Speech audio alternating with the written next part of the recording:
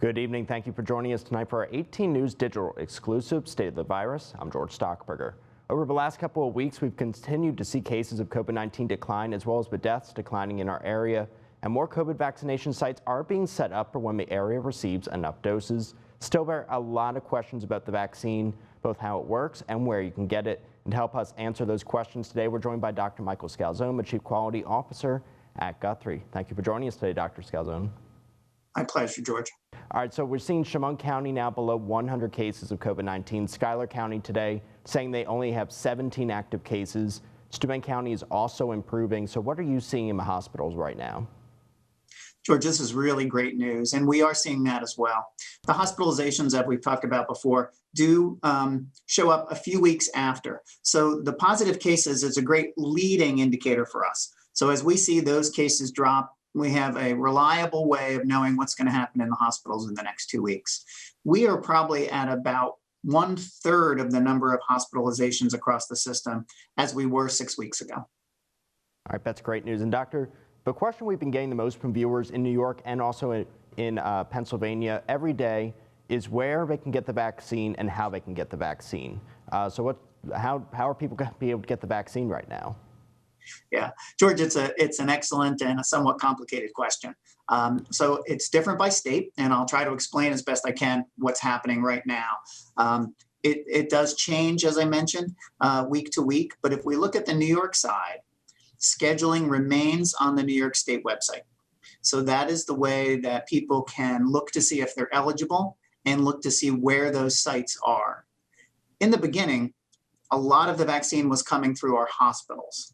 That has changed over the course of the last 2 weeks. The state is telling us that now they are using more mass clinics, giving the doses to the public health departments and some pharmacies. On the Pennsylvania side, it's a little different. On the Pennsylvania side, we are seeing more given to mass clinics, and that access is a little bit different. All right, and we saw last week in New York, Governor Cuomo expanded the eligibility list for anyone who has certain comorbidities such as diabetes and high blood pressure. Can you kind of lay out now who's eligible, and how are testing sites going to know if someone is a diabetic or they have some of these other things that the governor laid out? Yes, George. So that expanded the list greatly, which is good news and challenging news. So on the good news part, more people are eligible to be vaccinated, and that's going to help us bring the level of virus down even more. The bad news is we still don't have enough vaccine to cover that group.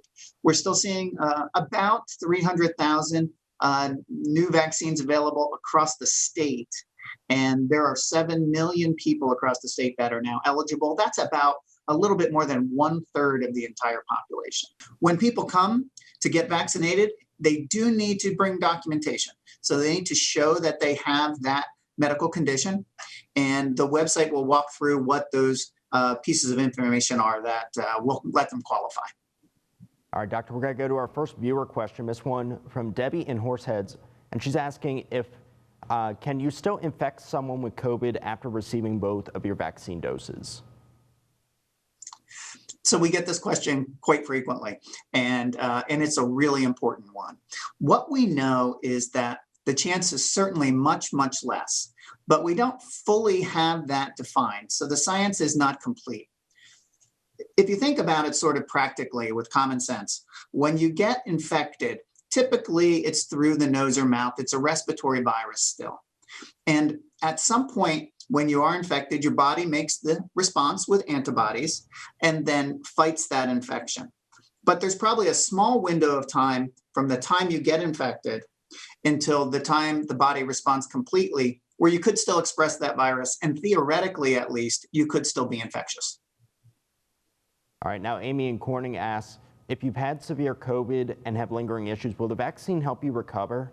So no, the vaccine is not intended as a treatment, and unfortunately, it will not help someone recover quicker or have less significant symptoms afterwards. It's designed as a preventative medication. All right. And then Marissa in Painted Post is asking, what kind of symptoms can people expect after receiving the vaccine? So it's important to recognize that these are not live virus vaccines. They are currently mRNA vaccines, and so they do not have COVID virus in them. The kind of reactions are very similar to what people get from other vaccinations: soreness in the arm, low-grade temperature, some body aches. And we are seeing that a little more common in the second dose, and that's not surprising. All right, Doctor, we've received a question about deaths caused by the vaccine. We've only seen a couple of cases where that's happened out of millions of doses that have been handed out. So what do we know about any deaths or serious side effects caused by any of the vaccines? So we have not seen serious side effects or any deaths around our area. Our system has given about 18,000 vaccines so far. We've had no one be hospitalized and nobody have a severe reaction. There are some challenges in that data across the country because some people will have some other illness that causes a death in that same time frame. But I think the most important point is it's rare and much less likely than being infected with COVID and taking that risk based on the infection. All right, Doctor, we tried to dispel a lot of conspiracy theories on this show with you about the vaccine. One of the questions we received is about one of those theories. Does the vaccine have any kind of chip or any kind of traceable material in it that the government or different companies will be able to use in the future? It certainly does not. These are reliable companies. They have been making vaccine, and they have no reason, and there's no reason that the FDA or the CDC would approve or allow that to happen. I have no concerns whatsoever that that's occurring, and people should not avoid the vaccine because of that fear. It's unfortunate that that theory gets built up and sometimes on social media, but it is simply not true. All right, we've also talked a lot about COVID and pregnancies. Katie in Montour Falls is asking, if a pregnant woman gets COVID or the COVID vaccine, do we know if a fetus will develop antibodies? So we know a little bit about this, and I'm going to go first to what happens with the flu vaccine. So when pregnant women are vaccinated for the flu or catch the flu, we look mostly in the umbilical cord blood, and you can see that vaccine and those antibodies cross the placenta and get into the umbilical cord. We are not seeing that, or we are not seeing much at all, very low levels, if at all, that happens with the COVID vaccine. So it seems to be quite different. And so I think that pregnant women should understand that and should not be concerned about receiving the vaccine because of risk to the baby. All right, there's also been a push for more people to donate blood after the shortage that happened while people were in quarantine. Will people who've had COVID be able to donate blood? And again, is there going to be any antibodies from the virus or vaccine that are going to be transferable through blood donations? So the answer to the first question, can they donate blood, is absolutely yes. So both the CDC and the American Red Cross, who manages the blood supply in our country, are certainly saying very clearly it is okay to manage blood. And about the antibodies, there's an interesting point there, because in the early part of the pandemic, we actually took antibodies through the patient's blood and used it as a treatment for someone else. So we would have a blood donation, do a process so that would just be the plasma and not the entire blood product, give it to people who were sick, trying to get those antibodies to decrease the severity of the infection and help prevent complications. So yes, the antibodies are passed into the blood, and they can be transmitted through that. All right, we have another viewer question. This one from Karen in Montour Falls. She has a question about the new strains that we've seen. She asked, will the new variants become a dominant strain in the U.S., and how effective will the vaccines be against those? So we don't know what's going to happen with these new strains. What I can say now is, of all the thousands and thousands of infections that are happening every day, we've only documented about 600 across the country of the UK strain, which was the first one that was identified and widely noticed. And it's in the single digits for the Brazilian and the South African strain. So it seems to be, at least at present, here in the US, but not dominant. Now, we do know that it does seem to be evident to be more transmissible, so it's going to spread. We will see more cases of that variant. But early data shows that the vaccine will still be effective, perhaps in lower levels, and maybe not quite as effective against mild disease, but we're pretty confident it's going to still have some effectiveness and most likely against preventing severe disease. All right, and continue with the vaccine. Johnson & Johnson has now filed for emergency authorization for its one-shot vaccine. and the World Health Organization panel has recommended AstraZeneca's COVID-19 vaccine for emergency use. So how soon could we see these new vaccines available to the general public, and what do we know about them? So as far as when do we think we'll see them, it's very possible that Johnson & Johnson will be ready by the end of February. The currently scheduled hearing for that is February 26th.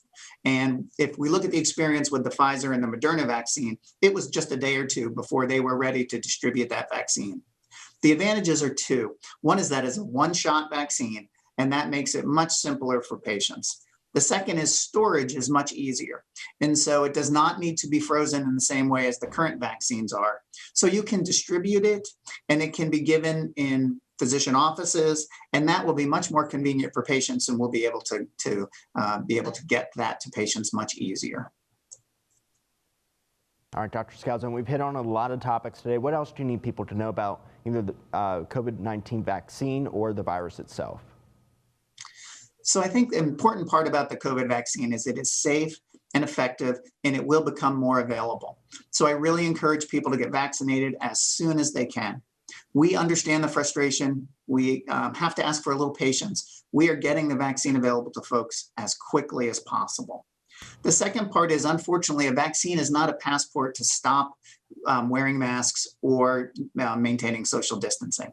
Certainly, we all wish it was. But unfortunately, it's not, and we're going to have to continue to use those precautions for at least the months ahead until we get a larger population of people vaccinated and that very encouraging trend of having fewer infections continues. All right, Dr. Michael Skousen, thank you so much for joining us today. And viewers, if you have a question for one of our local experts, you can email us at news@WETMTV.com. And we'll have more next week of your questions and the latest on COVID-19 in our area. Thank you for watching, and have a good night.